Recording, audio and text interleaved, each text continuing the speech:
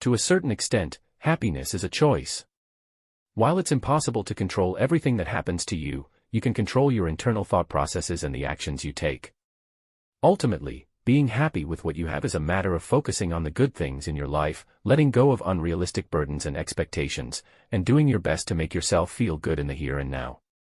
I recently came across this one. It left me feeling inspired and reconnected with what really matters. This lesson will help you put things in perspective, lift you up, and make your load a little lighter. A group of alumni, highly established in their careers, got together to visit their old university professor. After they all reunited, the conversation of the alumni soon turned into complaints about work, relationships, and life. Meanwhile, the professor went to the kitchen and returned with a large pot of coffee and an assortment of cups, porcelain, plastic, glass, crystal, some plain-looking, some expensive, some exquisite, telling them to help themselves to serve the coffee. When all of his old students had a cup of coffee in hand, they sat down together and the professor said, "If you noticed, all the nice-looking expensive cups have been taken up, leaving behind the plain and cheap ones. While it is, of course, normal for you to want only the best for yourselves, that can also be the source of much of your dissatisfaction, problems, and stress. It's important to know that the cup itself adds no real quality to the coffee. In most cases it is just chosen because it's perceived to be more special or expensive. What all of you really wanted was experience of the coffee, not the cup, but you unintentionally went for the best cups.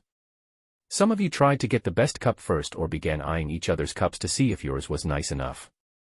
Now consider this: life is a bit like the cup of coffee. The jobs, money, possessions, and position in society are the cups.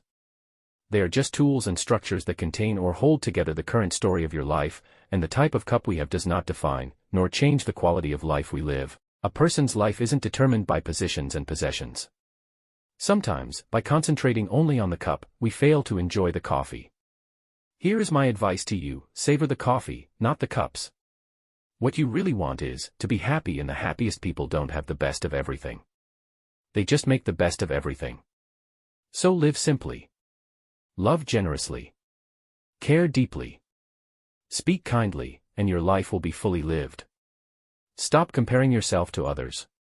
Envy is like poison for happiness. It's very hard to keep your happiness alive when you are focused on how other people are better than you. When someone has something that you like, don't be upset. Instead, be happy for the other person and focus on making yourself happier.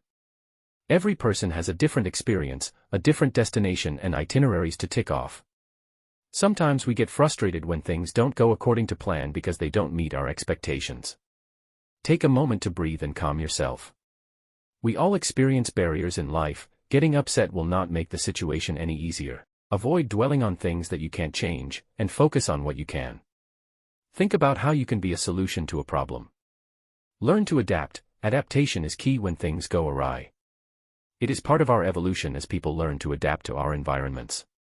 The more flexible you are in your plans, the more likely your expectations of what you wanted will be met. Life is not a straight and easy path. It is filled with twists and turns. Each day we are learning how to adapt to our daily lives and challenges.